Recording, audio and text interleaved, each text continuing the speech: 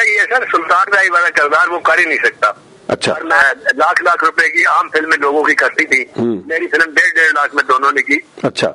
मुझे बहुत दुख हुआ, मैंने कहा। ये बताइएगा कि आपने जिस तरह बताया कि सारों के बाकियों के नाम बताया कि इकबाल कश्मीरी साहब भी उनके इश्क में हो गए थे, यूनुस मलिक साहब भी हो गए थे नीली साहिबा के, लेकिन आपने इत्तेफाक से सारे के सारे नाम वो बताए जो इस दुनिया में नहीं है। रीमा के बारे में कोई सवाल नहीं, मैं फिल्म की कास्ट के बारे में पूछ रहा हूँ। वो दुश्मन जिंदा रहे में रीमा साहिबा थी, और लेकिन आपका मानना यह था कि शुरू में जब आपने उनको देखा था तो आपने कहा था कि आवाज में मिठास है, आंखों में नहीं था वो एक्सप्रेशन।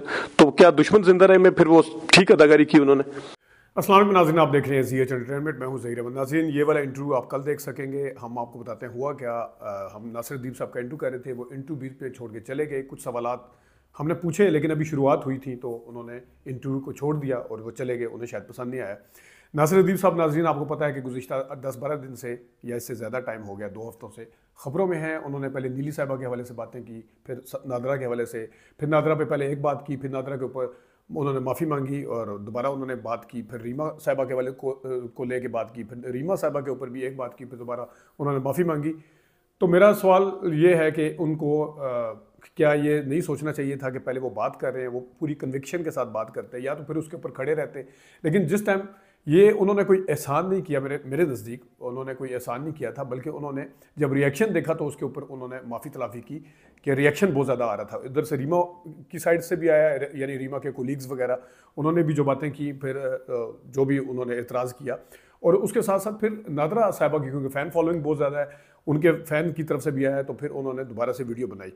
अब मसला ये है कि हमने उनसे इंटरव्यू के लिए टाइम लिया, उन्होंने इंटरव्यू के लिए टाइम दिया, और इससे पहले भी हम उनका मौला जाट की दफ़ा काफ़ी लंबा चौड़ा इंटरव्यू कर चुके हैं। उस वक्त क्योंकि वो खुद यूट्यूब नहीं करते थे तो उन्हें खुद इस हवाले से लालच शायद नहीं थे कि वो खुद भी यूट्यूब करते हैं, तो या शायद ये है कि उस वक्त हमने क्योंकि गुड्डी गुड्डी वाले सवाल पूछे थे, हमने ज़्यादा से ज़्यादा कोई इतने मुश्किल सवालात नहीं पूछे थे। इस दफ़ा हमने थोड़े से मुश्किल सवालात पूछ लिए उनको, जो कि पसंद नहीं आए। हमारा मानना ये था कि सवाल हमने ज़ाहिर पहले मौला जाट के हवाले से किए कि मौला जाट के बाद दिल एजेंट और मौला जाट के बाद उन्होंने बताया कि उन्होंने 4 स्क्रिप्ट जो है रख के तैयार किए हैं, वो आप इंटरव्यू में सुनेंगे। उसके डायरेक्टर कौन कौन है, कौन कौन किस किस के उन्होंने स्क्रिप्ट लिखे हैं। उसके बाद उनसे हमने पूछा कि आपने नीली बेगम की इतनी तारीफ़ें की थी, आपने अपनी फिल्म में क्यों नहीं रखा? तो उन्होंने बताया कि डाकू राज, जिसके वो प्रोड्यूसर थे, उसकी दफ़ा उन्होंने बहुत ज़्यादा मुआवजा मांग लिया था जावेद शेख ने भी, और उसने, तो उस वजह से मैंने जो अपनी बाद में फिर 4-5 फिल्में डायरेक्ट की उसमें उनको नहीं लिया। Fair enough.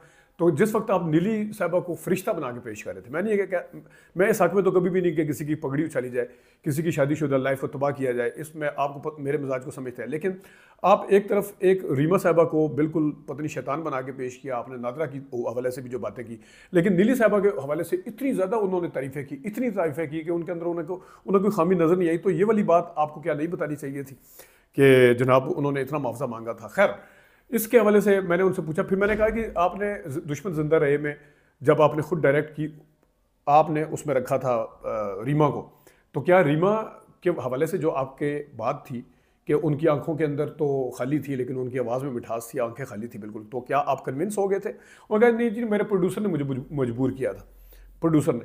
हालांकि ये खुद बता चुके हैं कि जो डायरेक्टर होता है वो आर्मी चीफ होता है। आप वो नीली वाले में देख लें कि डायरेक्टर जो होता है वो जो मर्जी। फिर हमने उनसे पूछा भी, लेकिन उनके पास कोई उस तरह का तसल्ली बख्श जवाब नहीं था।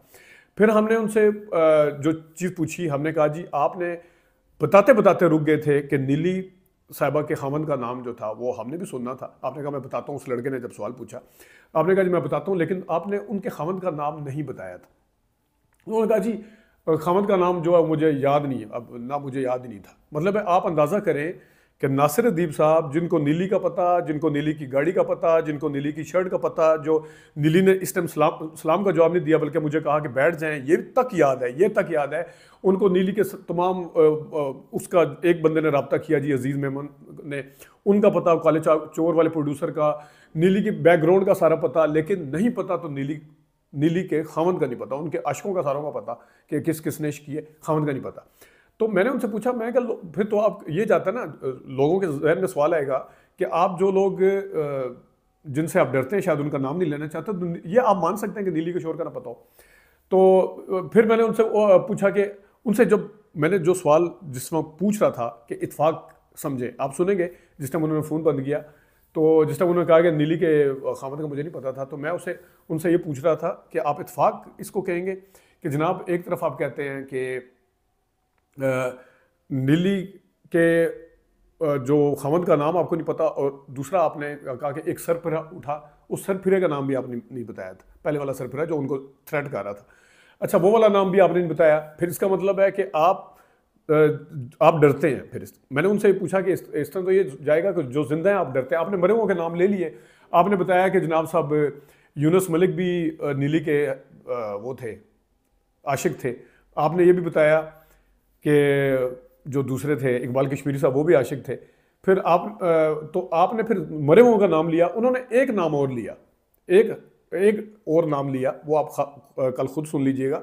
लेकिन मसला ये है कि बाकियों के नाम उन्होंने कहा जी मैंने जावेद शेख का आपको बताया, इस जावेद शेख साहब के अलावा और मैंने कहा जी जावेद शेख साहब का तो ओपन सीक्रेट था, ये तो कौन बंदा बच्चा जानता था जो उस जमाने में फिल्में देखता था कि जावेद शेख का और नीली का आपस में मामला चल रहा है।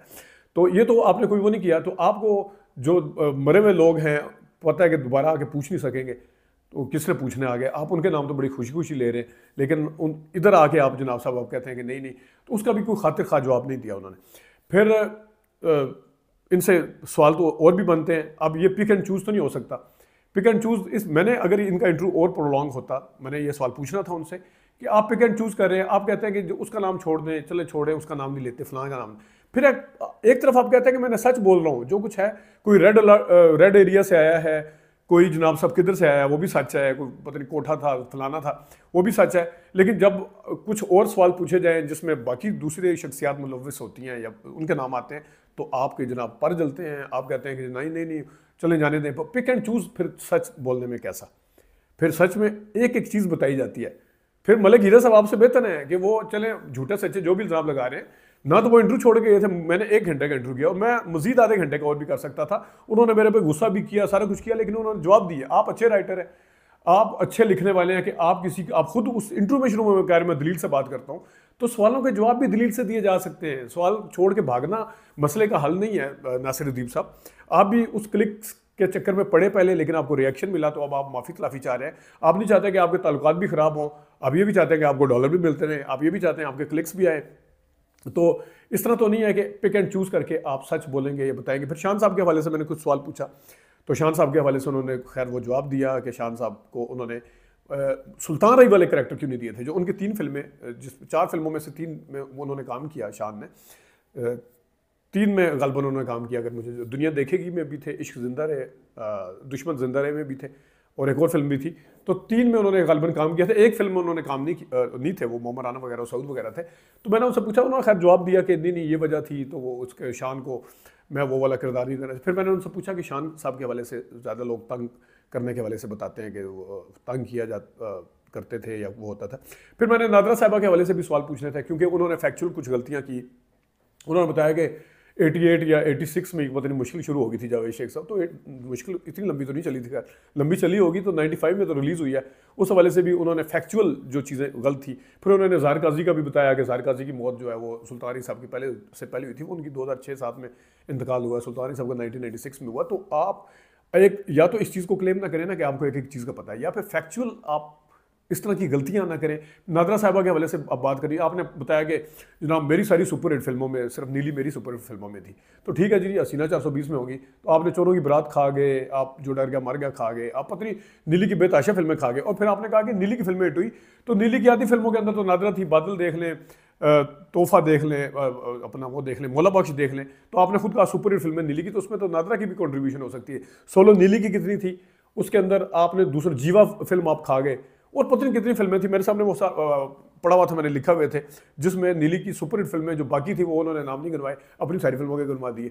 ये चीज़ें भी उनसे पूछनी थी मैंने, और भी काफ़ी सारे सवाल थे। अब नीली साहबा ने जब आपको कहा कि आपने इस मुलाकात का जिक्र नहीं करना, वो जो मुलाकात इनसे जिस टाइम उनको सारे ढूंढते फिर रहे थे, तो एक मुलाकात हुई थी, इस मुलाकात आपने अब आके क्यों जिक्र किया? क्योंकि आपको पता है कि ये मुलाकात इस टाइम में जो डॉलर मिलेंगे इस वजह से किया। आपने आके आज तक आपने उस राज को राज रखा। फिर कौन सी ऐसी मजबूरी थी उस राज से पर्दा उठाना पड़ा? क्या आपने नीली साहबा से कहीं रब्ता करके पूछा कि मैं जनाब मैं ये राज बताने जा रहा हूँ, तो मुझे क्या इजाज़त है? तो आप अगर क्लेम करते हैं कि आपने राज रखा, आज आपने बता दिया, फिर आप ये क्लेम ना करेंगे आपने राज रखा।